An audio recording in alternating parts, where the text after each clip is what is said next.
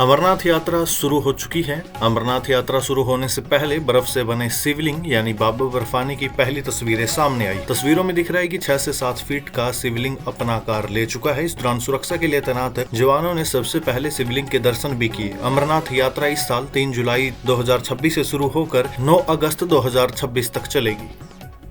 जम्मू कश्मीर के राजौरी में सुरक्षा बलों और आतंकियों में मुठभेड़ हुई है। दोरीमल के जंगलों में 2 से 3 पाकिस्तानी आतंकियों के घिरे होने की खबर आई है। वहीं आतंकी मूवमेंट की जानकारी मिलने के बाद सुरक्षा बलों का जंगल में सर्च ऑपरेशन जारी है। इस दौरान आतंकियों ने फायरिंग भी की। आपकी जानकारी के लिए बता दूं, इसी साल फरवरी में भारतीय सेना की व्हाइट नाइट कोर ने किश्तवाड़ से आतंक के नेटवर्क का खात्मा का ऐलान किया था। सेना ने ट्विटर यानी एक्स पर 7 आतंकियों की फोटो भी पोस्ट की थी। इसमें लिखा था 326 दिन के बाद किश्तवाड़ से आतंक के नेटवर्क का खात्मा हुआ।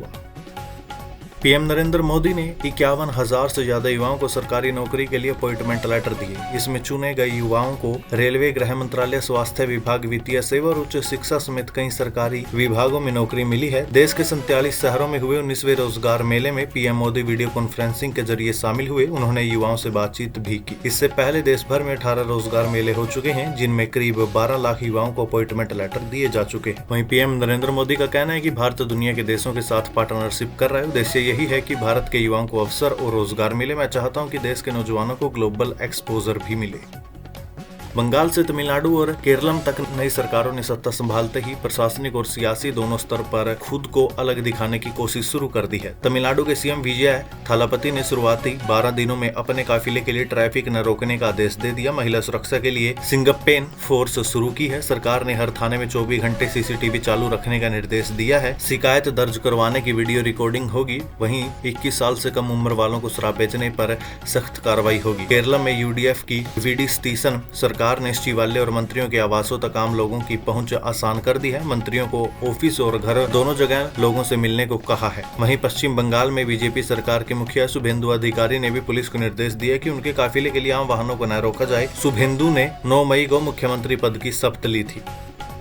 चलिए, मौसम को लेकर बड़ी अपडेट आई है। देश को अगले 2 दिन तक गर्मी से कोई राहत नहीं है। मध्य प्रदेश, उत्तर प्रदेश, राजस्थान समेत उत्तर पश्चिम और मध्य भारत के 11 राज्यों में तापमान 40 से 47 डिग्री के बीच रहा है। इन 11 राज्यों में हीट वेव का अलर्ट भी जारी किया गया है। सबसे ज्यादा तापमान यूपी के बांदा में 47.6 डिग्री और मध्य प्रदेश के नौगांव में 46.8 डिग्री सेल्सियस दर्ज किया गया। वहीं दुनिया के 50 सबसे गर्म शहरों की लिस्ट में सभी शहर भारत के रहे। उत्तर प्रदेश, बिहार, छत्तीसगढ़, महाराष्ट्र, हरियाणा के कई शहर दोपहर से पहले ही 42 से 44 डिग्री तक पहुंच गए। अकेले उत्तर प्रदेश के 22 शहर गर्म शहरों की लिस्ट में थे।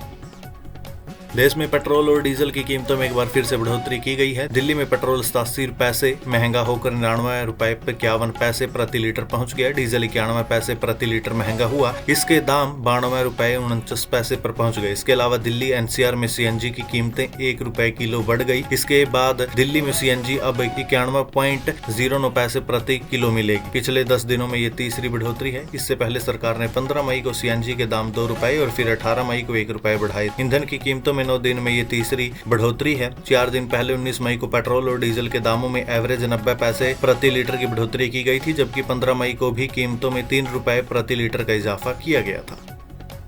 लेह के पास तांगतसे इलाके में 20 मई को भारतीय सेना के एक चीता हेलीकॉप्टर क्रैश हो गया। इस हादसे में मेजर जनरल समेत 3 अधिकारी बाल बाल बच गए। घटना की जानकारी 23 मई को सामने आई। इस सिंगल इंजन हेलीकॉप्टर को एक लेफ्टिनेंट कर्नल और एक मेजर उड़ा रहे थे, जबकि इसमें यात्री के तौर पर 3 इन्फेंट्री डिवीजन के general officer commanding major general Sachin Mehta सवार थे। क्रैश के बाद मेजर जनरल सचिन मेहता की उन दोनों अधिकारियों के साथ ली गई एक सेल्फी वायरल हो रही है। इसमें तीनों अफसर मलबे के पास बैठे नजर आ रहे हैं। हादसे के कारणों का पता लगाने के लिए सेना ने एक औपचारिक जांच शुरू कर दी। टेक्निकल मशीनरी या भौगोलिक कारणों की जांच के लिए कोर्ट ऑफ इंक्वायरी के आदेश भी दिए गए हैं। कोकरोच जनता पार्टी के founder Abhijeet Dipke social media page बनाने के 7 दिन बाद पहली बार ऑनलाइन पिटीशन लेकर आए। इसमें उन्होंने नीट पेपर लीक मामले में शिक्षा मंत्री धर्मेंद्र प्रधान के इस्तीफे की मांग की। दीपके ने ट्विटर यानी एक्स पर वीडियो पोस्ट किया। उन्होंने कहा, आज हम एक पिटीशन शुरू करने जा रहे हैं जिसमें शिक्षा मंत्री के इस्तीफे की मांग है। आप सब लोग ज्यादा से ज्यादा इस पिटीशन पर साइन कीजिएगा ताकि सिस्टम की गलती पर सवाल उठ सके।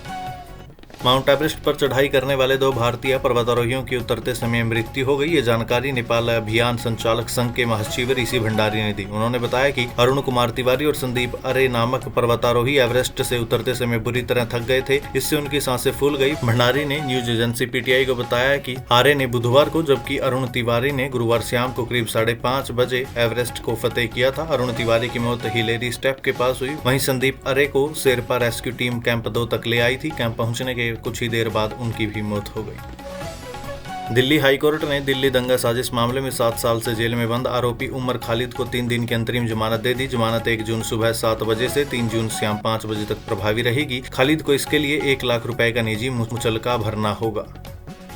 केंद्रीय गृह मंत्री अमित शाह ने कहा, केंद्र सरकार अगले 1 साल के भीतर पाकिस्तान और बांग्लादेश से करीब 6000 किलोमीटर लंबी सीमा पर स्मार्ट बॉर्डर सुरक्षा सिस्टम लागू करेगी। इसके तहत ड्रोन, रडार, स्मार्ट कैमरे और दूसरी आधुनिक तकनीक का इस्तेमाल कर सीमा की निगरानी मजबूत की जाएगी ताकि घुसपैठ और तस्करी को पूरी तरह रोका जाए।